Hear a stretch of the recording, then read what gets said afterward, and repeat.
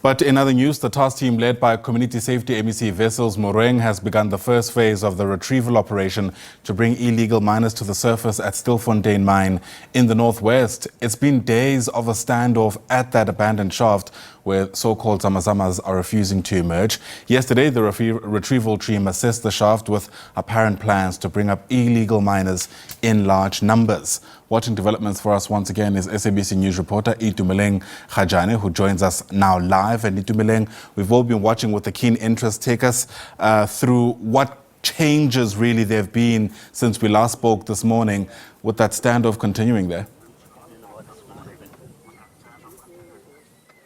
Good morning to you once again, and indeed the clearing of the site here has begun. We saw one more machine going through there.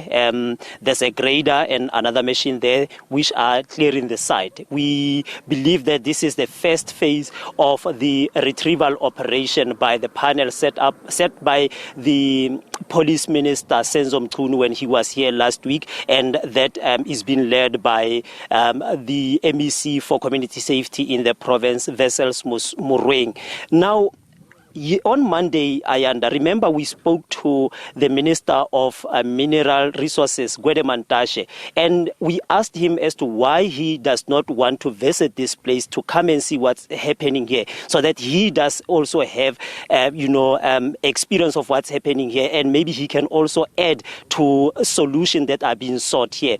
But he did indicate that he will not come here because this is a crime scene that has enraged COSATU in the province.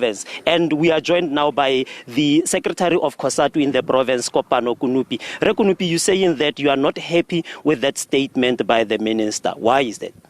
The minister has got the responsibility to be the custodian of the mines, whether pre-mining, during mining and post-mining. And therefore the minister cannot delegate his responsibility to take care of the mines himself. We cannot find a mine shaft that has been neglected in a manner that this one has been neglected, which has just become a danger to the society at all. So the minister has shown that he doesn't know what is his real responsibility in that portfolio. That is why we are angry that the minister says that he cannot come into a crime scene. There's nobody who neglects the house because a crime has been committed into the house. You know that there's a crime. You make a follow-up with the police on when are they going to clear your house so that you can be able to rehabilitate it and renovate it so that you can prepare it for occupants. So mining is the responsibility of the DMR, and therefore they can leave it because this mine was stopped operating before 2002 for the MPRDA. We know that if you can have a suspicion that you have got some mineral deposit in your yard, the DMR comes in. If they are no longer those deposits, the DMR come in to make sure that you must rehabilitate it. So the minister cannot just say it is a crime scene. There's a mining activity that is happening here. Although it is happening illegally, the DMRE must come in and regulate in the manner that is happening and stop the illegality that is happening here.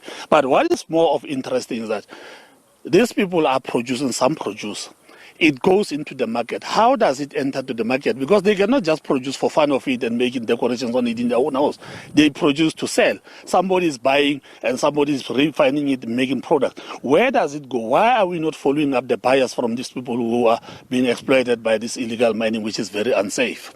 And somebody from home might be looking at this issue of illegal mining and only limiting it to Stilfontein. But word on the ground, especially from members of one of your affiliated unions, NUM, would say to us that even in active mines, you find illegal miners there, and nothing is really happening. Do you know anything to that effect, and what has been discussed with those mining companies?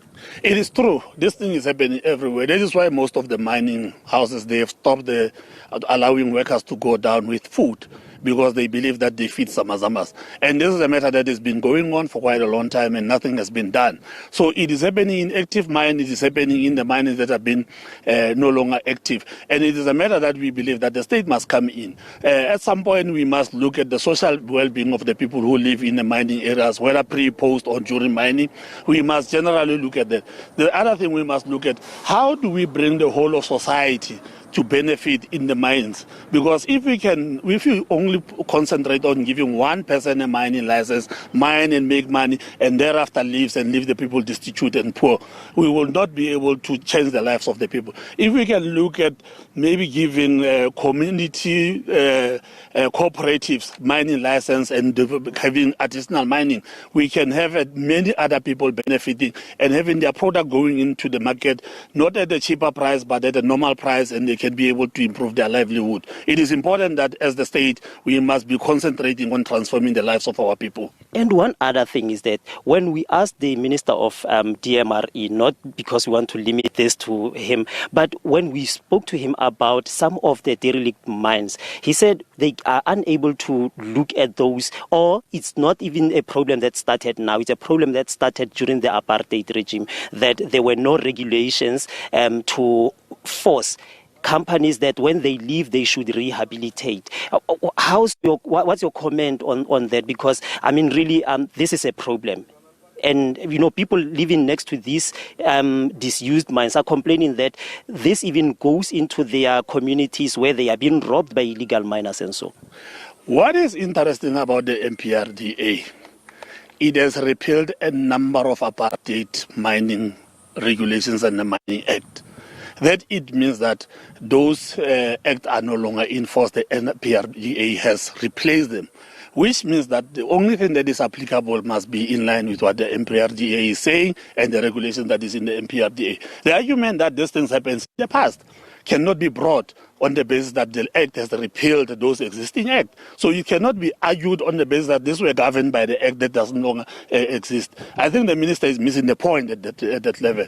He must go back and look at how many acts does the MPRDA Act and which were the acts which were governing these mines. And indeed, they were being repealed. Now he must come in and intervene. Thank you very much, sir. There's Kopano Konopi, the Provincial Secretary of COSATU. So I think what I am reading after looking at this situation is that it has revealed some of the issues that have not been told yet. So we have issues of illegal mining in Stilfontein, not only in Stilfontein, not only in Matlosana, but also in other active mines. People say even in mines where people go down every day, it's an active mine, there's a company operating there. You still have illegal miners there. Some of them are not only mining illegally, they are also stealing cables underground and posing a threat to those who are working underground, Ayanda. Sure. Yeah, certainly a multiplicity of issues as we continue watching the situation there. Itumeleng, Kgajane, live to us there from Stilfontein. For now, thanks very much indeed.